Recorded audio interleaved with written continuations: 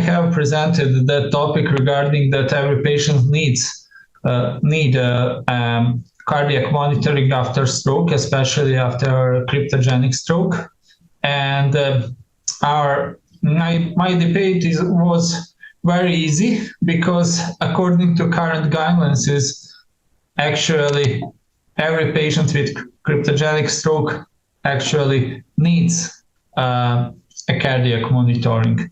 Of course, every patient with stroke has to have for the ECG at least, and the prolonged monitoring is very important in cases when we don't have this cardioembolic, when we are having this stroke of undetermined etiology. And recent studies also showed the importance of that cardiac monitoring in detection of paroxysmal atrial fibrillation. And atrial fibrillation is one of the most important cause of stroke. And that is also, we have to disclose that paroxysmal atrial fibrillation has almost equal stroke risk as a chronic and permanent atrial fibrillation.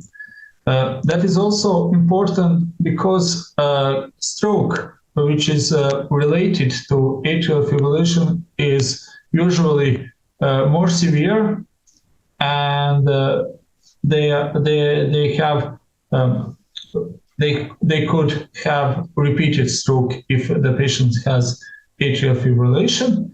And another thing what is important in this field, that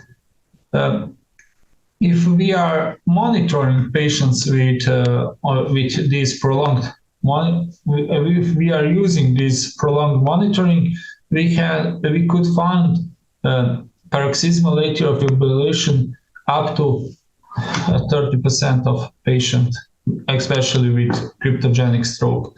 And those patients could have benefit from introducing anticoagulant therapy in stroke prevention.